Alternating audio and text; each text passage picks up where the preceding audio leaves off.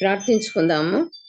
పరిశుద్ధుడా పరిశుద్ధుడా నిత్యము దేవదూతల చేత ఆరాధించబడేటటువంటి గొప్ప తండ్రి, ఈ సాయంకాల వేళ సమయంలో ప్రభువా, నీ యొక్క శిలువ ధ్యానంలో ప్రభువా తండ్రి, నీ యొక్క శిలువలో తండ్రి మీరు మాట్లాడినటువంటి రెండవ మాటను గురించి తెలియచూస్తుండగా ప్రభువా తండ్రి, నన్ను బోరగా వాడుకొని తండ్రి నీ యొక్క వాక్యంలో ఉన్నటువంటి మర్మాలను మేము తెలుసుకునేటటువంటి కృప మాకు అనుగ్రహించమని తండ్రి, ఏవైనా తప్పులు దొరికి ఉంటే క్షమించమని మా ప్రభువును అతి పరిశుద్ధ నామమున అడిగి వేడుకొంచున్నాం తండ్రి. ఆమేన్. ఆమేన్. ఆమేన్. ఈరోజు మనము యేసు ప్రభువు సిలువలో ఉన్నప్పుడు మాట్లాడినటువంటి రెండో మాట గురించి మనము తెలుసుకుందాము. లూకా సువార్త 23వ అధ్యాయము 39వ వచనం నుంచి మనం చదువుదాము. వేలాడబడిన ఆ నేరస్తులలో ఒకడు ఆయనను దూషించుచు, నీవు క్రీస్తు కదా, నిన్ను నీవు రక్షించుకొనుము, మమ్మను కూడా రక్షించుమని చెప్పెను. అయితే రెండవ వాడు వానిని గద్దించి, నీవు అదే శిక్షావిధిలో ఉన్నావు గనక దేవునికి భయపడవా? మనకైతే ఇది న్యాయమే, మనము చేసిన వాటికి తగిన ఫలము పొందుచున్నాము. కానీ ఈయన ఏ తప్పితమును చేయలేదని చెప్పి ఆయనను చూచి, యేసు, నీవు నీ రాజ్యంలోనికి వచ్చినప్పుడు నన్ను జ్ఞాపకం చేసుకొనమనెను. అందుకు ఆయన వారితో, నేడు నీవు నాతో కూడా పరదైసులో ఉందువని నిశ్చయంగా మీతో చెప్పుచున్నానెను. కాబట్టి ఈ పారాగ్రాఫ్ లో మనము చదివినట్లుగా యేసు ప్రభువు దొంగతో చెప్పినటువంటి లాస్ట్ మాట, అంటే దాన్ని మనము రెండో మాటగా తీసుకున్నాము. నేడు నీవు నాతో కూడా పరదైసులో ఉందువని నిశ్చయంగా నీతో చెప్పుచున్నానని రెండవ దొంగతో చెప్పినటువంటి మాట. ఇది మనము 39వ వచనం నుంచి చూసినట్లయితే, శిలువలో ముగ్గురిని యేసు ప్రభు మధ్యలో ఉన్నాడు. శిలువలో ఎడం ప్రక్క కుడి ప్రక్క ఇద్దరు బందిపోటు దొంగలను శిలువ వేసినారు. ఆ బందిపోటు దొంగలలో వేలాడి వేయబడిన ఆ నేరస్తులో ఒకడు ఆయనను దూషించుచు అన్నారు. అంటే ఇక్కడ మనము ఈ వేలాడబడినటువంటి ఈ నేరస్తులలో, సిలువ వేయనటువంటి నేరస్తులు, మనం ఒకసారి మత్తయి సువార్త 27:38 చూసినట్లయితే, మరియు కుడి వైపున ఒకడును ఎడమ వైపున ఒకడును ఇద్దరు బందిపోటు దొంగలు ఆయనతో కూడా సిలువ వేయబడిరి అని మత్తయి సువార్తలో తెలియజేస్తున్నారు. మరియు మార్కు సువార్త చదివినట్లయితే, మార్కు 15:27 చదివినట్లయితే, మరియు కుడివైపున ఒకనిని ఎడం వైపున ఒకనిని ఇద్దరు బందిపోటు దొంగలను ఆయనతో కూడా సిలువ వేసిరి. కాబట్టి సిలువ మీద వాళ్ళిద్దరు దొంగలు ఉన్నారు. ఒకరు ఎడం వైపు ఉన్నారు, ఒకరు కుడివైపు ఉన్నారు. కానీ ఈ నేరస్తులలో మనకు ఇక్కడ లూకా సువార్తలో రాసినటువంటి 39వ వచనం నుంచి చదివినట్లయితే, ఈ వేలాడదీయబడిన ఆ నేరస్తులలో ఒకడు ఆయనను దూషించుచు, ఆయననంటే యేసు ప్రభువును దూషిస్తూ మొదటి మాట ఏమంటున్నాడంటే, నీవు క్రీస్తు కదా, అంటే ఆయన క్రీస్తు అని తెలుసుకున్నాడు. ఒక దొంగ నీవు క్రీస్తు కదా, నిన్ను నీవే రక్షించుకునుము, మమ్మలను కూడా రక్షించుమని చెప్పాను. నువ్వే రక్షించుకో, మమ్మలను కూడా రక్షించు అని చెప్పినప్పుడు, ఆ రెండవ ప్రక్క అయితే రెండవ ప్రక్కన ఉన్నటువంటి వాడు ఏం చెప్తున్నాడో చూడండి. వానిని గద్దించి అంటే వాణ్ణి గద్దిస్తున్నాడు, కోపడుతున్నాడు. నువ్వు ఏమి అట్లా మాట్లాడుతున్నావు? నువ్వు క్రీస్తు కదా అంటున్నావు, నిన్ను నీవు రక్షించుకో, మమ్మలను కూడా రక్షించమని అడుగుతున్నావే అని గద్దించి, నీవు అదే శిక్షావిధిలో ఉన్నావు గనక దేవునికి భయపడవా? మొదటి మాట. రెండవ అతను ఏం చెప్తున్నాడు? మొదట అతనితో వాడిని గద్దించి, నీవు దేవునికి మనం అదే శిక్షా విధిలో ఉన్నాము. ఏ శిక్షా విధిలో ఉన్నాము? శిలువ మీద ఉన్నాము మనం కూడా. శిలువ వేయబడి ఉన్నాము. ఆ! శిలువ వేయబడినటువంటి మనము కూడా శిలువ వేసినటువంటి యేసు ప్రభువును ఆ మొదటి అతను మాట్లాడినటువంటి అతన్ని గద్దించి, "దేవునికి భయపడవా నువ్వు" అని అంటున్నాడు. ఇక్కడ ఒక మాట దేవునికి భయపడవా అన్న వెంటనే మనకి ఏమర్థమైతుందంటే అక్కడ దేవుణ్ణి తెలుసుకున్నాడు రెండవ వ్యక్తి, రెండవ వాడు అని అర్థమైపోతుందక్కడ. దేవునికి భయపడవా అని మొదటి వ్యక్తితో అంటున్నాడు. మొదటి వ్యక్తి ఏమో నిందిస్తున్నాడు. నీవు రక్షించుకోనము, మమ్మలను కూడా రక్షించు ఈ సిలువ నుంచి తీసేయి. అంటే అతనేమంటున్నాడు, మనము ఈ నేరం చేయడానికి మనము అర్హులము. మనం దొంగలము, బందిపోటు దొంగలము. మనం ఎన్నో తప్పులు చేసినాము. కాబట్టి ఈ శిక్షా విధిలో ఉన్నాము. కానీ దేవునికి నువ్వు భయపడవా? అంటే రెండో వాడు అప్పుడే దేవుణ్ణి కనుగొన్నాడు. దేవునికి భయపడవా? మనకైతే ఇది న్యాయమే. అవును, మనకిది న్యాయమే. ఎందువల్ల? మనము చేసినటువంటి పాపములు, దొంగతనాలు, బందిపోటు దొంగలము, మనం నేరస్తులము. ఇలాంటి నేరస్తులకు మనకు ఇది న్యాయమే. న్యాయమే కాబట్టి మనం చేసినటువంటి వాటికి తగిన ఫలము మనము పొందుచున్నాము. కాబట్టి మనము చేసేటటువంటి ఈ దొంగతనానికి మనల్ని సిలువ వేసినారు కాబట్టి మనకిది న్యాయమే. తగిన ఫలం మనము పొందుచున్నాము. కానీ ఈయన ఏ తప్పిదము చెయ్యలేదని చెప్పి, కానీ ఈయన ఏ తప్పిదం చేయలా.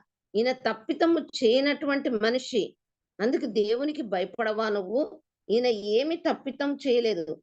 మనము చేసిన మనమైతే మనకు న్యాయమే. మనం దొంగలము. కాబట్టి ఈ తప్పిదం చేసినాం కాబట్టే మనకు ఈ శిక్ష విధించినారు. కానీ యేసుప్రభు దేవుడు ఆయన ఏ తప్పిదము చేయలేదు.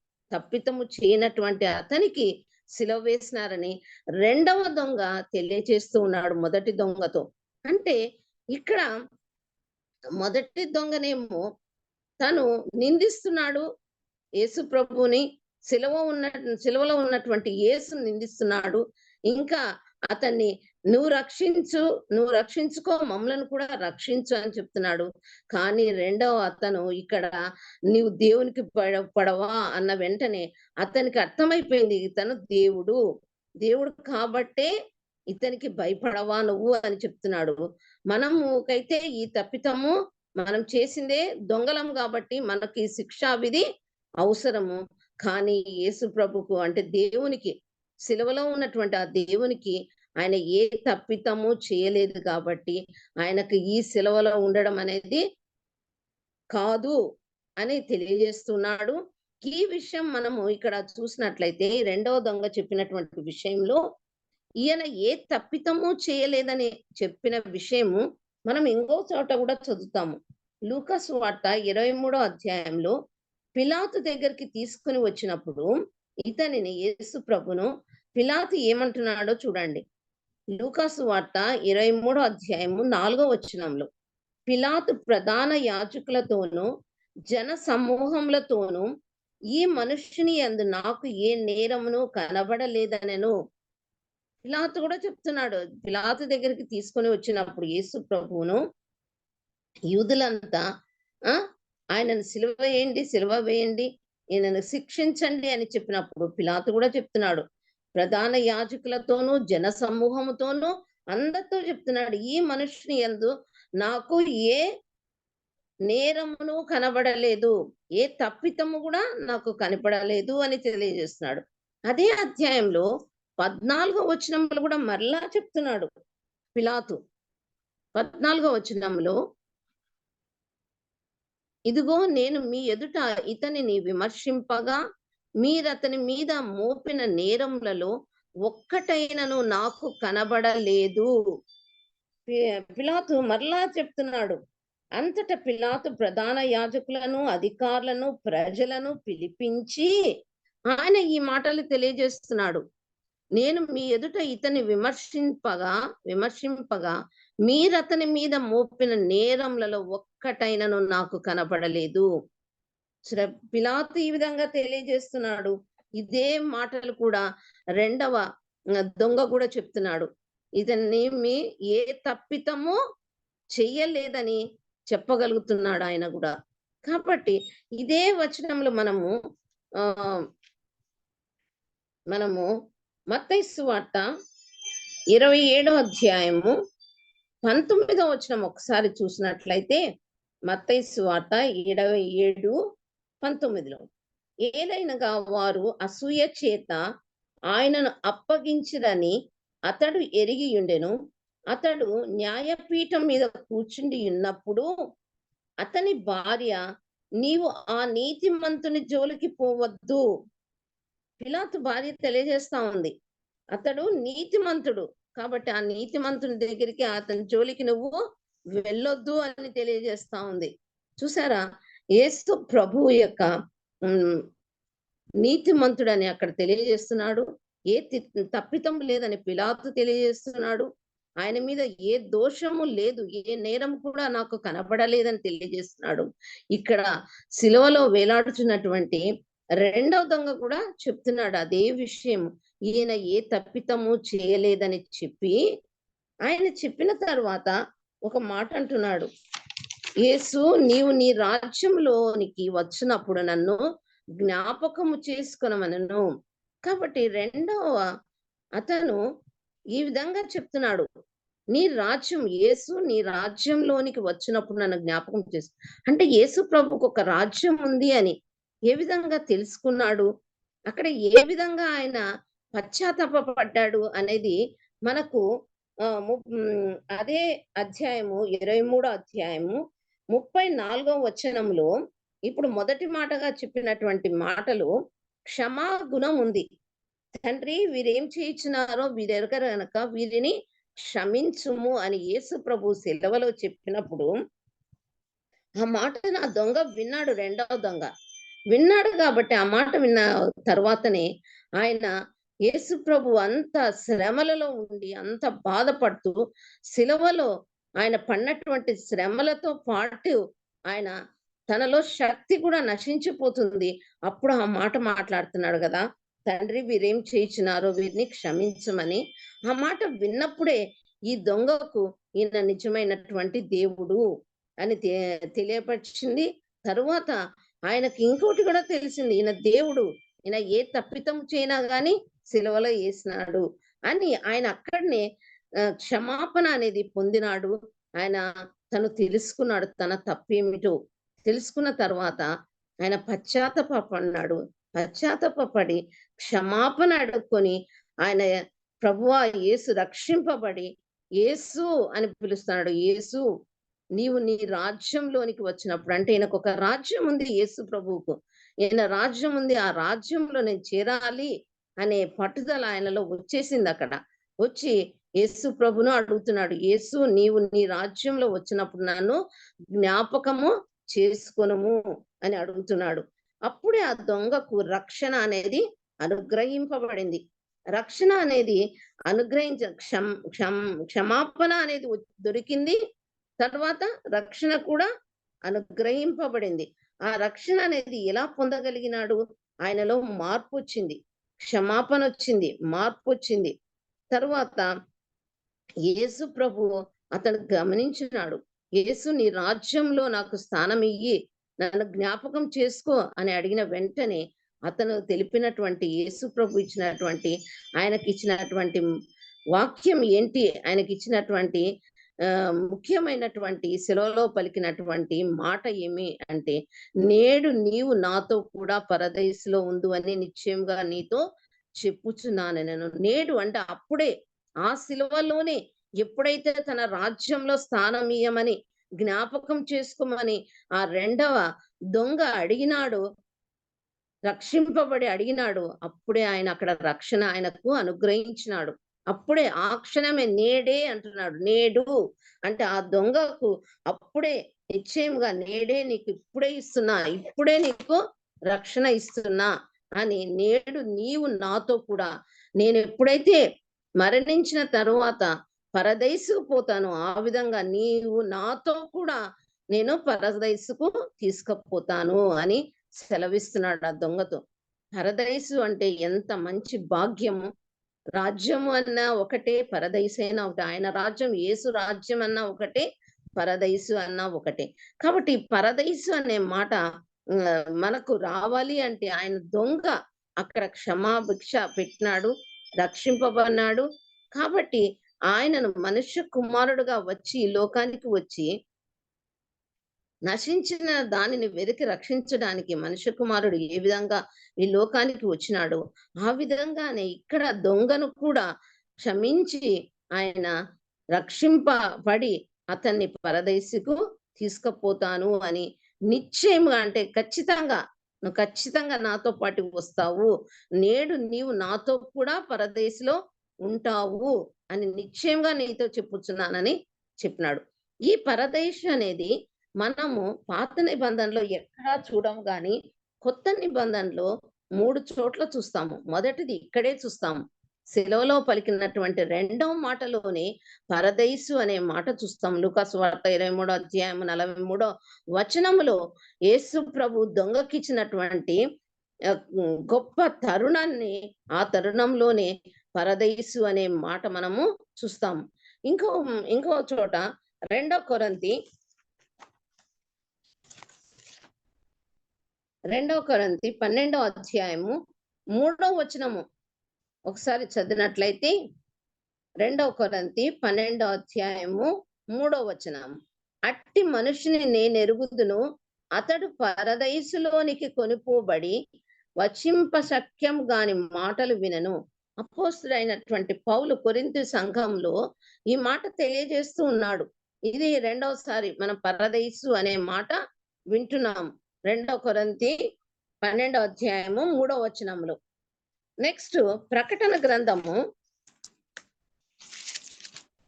2వ అధ్యాయము 7వ వచనము ఒకసారి చూసినట్లయితే, ప్రకటన గ్రంథము 2వ అధ్యాయము 7వ వచనంలో లాస్ట్ లైన్ లో ఉంది, జయించువానికి దేవుని పరదైసులో ఉన్న జీవ వృక్ష ఫలములు భుజింపనిత్తును.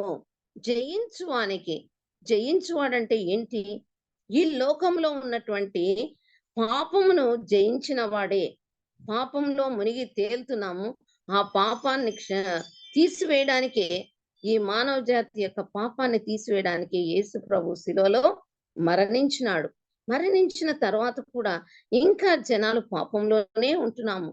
బైబిల్ చదవడమే కాదు, ప్రార్థించడమే కాదు, ఆయన యొక్క వాక్యాన్ని మనము పట్టుకొని వాక్యానుసారంగా నడిచి దేవుల్లో ఉన్నవారే జయించిన వారు, సాతాను జయించిన వారు. సాతాను అనగదొక్కినప్పుడే మనము జయించిన వారమైతాం. అలాంటి జయించిన వారికే దేవుని యొక్క పరదేశులో ఉన్నటువంటి జీవ వృక్ష ఫలాన్ని భుజించడానికి అర్హులమైతాము. కాబట్టి పరదేశు అనేటటువంటి మాట మనం క్రొత్త నిబంధనలో 3 సార్లు మాత్రమే మనము చూడగలుగుతాము. కాబట్టి మనము ఇక్కడ ఇంకొకటి కూడా గుర్తు చేసుకోవచ్చు. లూకా సువార్త 19వ అధ్యాయంలో పొట్టి జక్కయ్య కూడా ఏం చేసినాడు? విశ్వాసము ద్వారా యేసు ప్రభును చూడడానికి చెట్టెక్కినాడు. అప్పుడే యేసు ప్రభు ఏమని చెప్తున్నాడు? 19వ అధ్యాయంలో అతన్ని చూసి ఏమంటున్నాడంటే, నేడు ఈ ఇంటికి రక్షణ వచ్చి ఉన్నది. 9వ వచనంలో, 19వ అధ్యాయము లూకా సువార్త 19వ అధ్యాయము 9వ వచనంలో, నేడు ఈ ఇంటికి రక్షణ వచ్చి ఉన్నది. 10వ వచనంలో, నశించు దానిని వెదికి రక్షించుటకు మనుష్య కుమారుడు వచ్చెనని అతనితో చెప్పెను. కాబట్టి ఈ లోకంలో నశించిపోవడానికి ఎంతో మంది నశించిపోతున్నారు. ఆ నశించిపోయేటటువంటి వారి కొరకే యేసు ప్రభు ఈ లోకానికి వచ్చి మన పాపాలను, మనల్ని రక్షించడానికి ఆయన శిలువ మానులో మరణించినాడు. మరణించినప్పుడే, మరణించక ముందే ఈ మాటలు మనకు రక్షణ కొరకే ఈ 2వ మాట తెలియజేస్తున్నాడు. దేవుని కృప ద్వారా మనము రక్షింపబడతాం. ఇక్కడ దేవుని కనుగొన్నాడు ఈ 2వ దొంగ. దేవుని యొక్క రాజ్యం ఉందని తెలుసుకోగలిగినాడు. మొదట దేవునికి భయపడవా అని తెలియజేసినాడు. తర్వాత దేవుడు ఉన్నాడని తెలుసుకున్నాడు. తర్వాత దేవుడు క్షమించే దేవుడు అని తెలుసుకున్నాడు మొదటి వాక్యం ద్వారా. కాబట్టి ఈయనలో ఏ తప్పిదము లేదు అని తెలుసుకున్నాడు. కాబట్టి నేను నిజమే దొంగనే పాపం చేసినాను కాబట్టి నా పాపములు క్షమించమని అడుగుతూ, నీవు ప్రభువా యేసు నీ రాజ్యంలో నాకు స్థానం ఇయ్యి, నన్ను జ్ఞాపకం చేసుకో నీ రాజ్యం వచ్చినప్పుడు అని అడిగినాడు.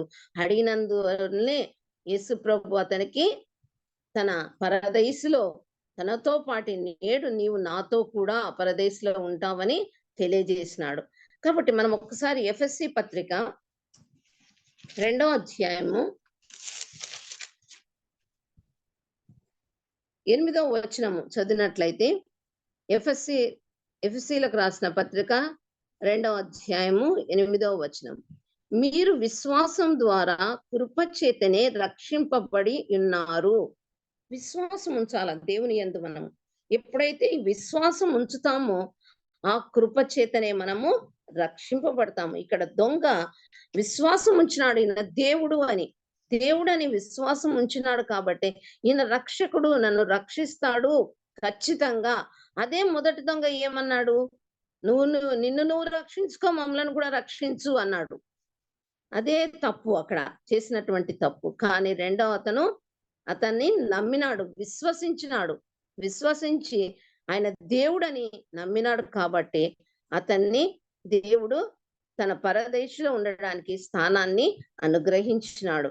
కాబట్టి ఇక్కడ రెండవ దొంగ దేవుని విశ్వసించినాడు, తన పాపాన్ని తెలుసుకున్నాడు. శిలువ మరణము నాకు సబసే అని తెలుసుకున్నాడు, పశ్చాత్తాపడ్డాడు, ఆయన రాజ్యంలో జ్ఞాపకం చేసుకోమని తెలియజేసినాడు. మరియు దేవుని యొక్క వరం ఏమిచ్చినాడు దేవుడు అంటే ఆయనకు ఆ దొంగకు పరదేశులో స్థానాన్ని అనుగ్రహించినాడు యేసు ప్రభు. కాబట్టి మనం కూడా దేవుని యందు ఎప్పుడైతే భయభక్తులు కలిగి ఉంటామో విశ్వాసం ద్వారానే మనము రక్షింపబడతాము. ఎప్పుడైతే మనం రక్షింపబడాలి అంటే మన పాపములను మనము ఒప్పుకొని విలపించి దేవుని ఉన్నప్పుడే మనము ఆ దేవుని యొక్క పరదేశును మనం కూడా చూడగలుగుతాము, పరదేశుకు పోగలుగుతాము. అట్లాంటి కృప మనకు కూడా దేవుడు అనుగ్రహిస్తారని ప్రార్థిస్తాము. కాబట్టి చివరిగా మనం దేవుణ్ణి అదే కోరుకోవాల. మనము మన పాపములను ఒప్పుకొని మన పాపం నుంచి మనము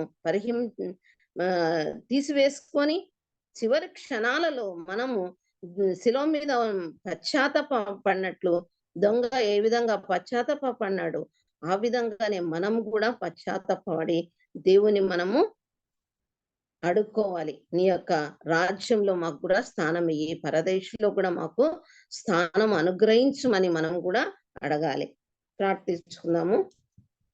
చివరి క్షణంలో శిలువ మీద పశ్చాత్తాపడి రక్షింపబడి యేసు ప్రభు దేవుడని తెలుసుకున్నటువంటి దొంగను ఏ విధంగా రక్షింపబడి పరదేశంలో అతనికి స్థానాన్ని అనుగ్రహించినాడో తండ్రి, మేము కూడా ఏ విధమైనటువంటి పాపములు చేయకుండా, ఏ విధమైనటువంటి నోటితో గాని, కంటితో గాని, చేతులతో గాని ఏ విధమైనటువంటి పాపాలు మేము చేయకుండా ప్రభువా తండ్రి, ఆ పాపము నుండి మమ్మలను విముక్తి చేసి రక్షింపబడి తండ్రి విశ్వాసము ద్వారా నీ కృపలో మేము ఎదిగేటట్టు మమ్మలను అందరికీ నీ ప్రభువా నీ కృప అనుగ్రహించండి. మేము ప్రభువా మీ ద్వారా పరదేశంలో ప్రభువా తండ్రి స్థానాన్ని ప్రవేశించేటటువంటి భాగ్యాన్ని మాకందరికీ అనుగ్రహించమని మా ప్రభువును అతి పరిశుద్ధ నామమున అడిగి వేడుకొంచున్నాము తండ్రి. ఆమేన్. ముఖ్యంగా 127వ కీర్తనలో పల్లవి వచనము పాడుకుందాము. పాపుల ఎడ క్రీస్తుని ప్రియమెట్టిదో, పరికింపరే కల్వరి గిరిపై, నా పదలను తనకి గతి బెట్టెడు, నా పదలను తనకి గతి బెట్టెడు, కాపురుషుల దశగనుగొను కృపతో, పాపుల ఎడ క్రీస్తుని ప్రియమెట్టిదో, పరికింపరే కల్వరి గిరిపై, తన ప్రక్కను సిలువను వేసిన యొక్క తస్కరుడించుక వేడుకొనెన్. కనికరము మనమున బెనగొనిన, కనికరము మనమున బెనగొని నీచెను మోక్షము తనతో నుండుట. పాపుల ఎడ క్రీస్తుని ప్రియమెట్టిదో, పరికింపరి కల్వరి గిరిపై నాపదలను తనకి గతి బెట్టెడు, నాపదలను తనకి గతి బెట్టెడు. కాపురుషుల దశ కనుగొను కృపతో, పాపుల ఎడ క్రీస్తుని ప్రియమెట్టిదో, పరికింపరి కల్వరి గిరిపై. Thank you Jyothi.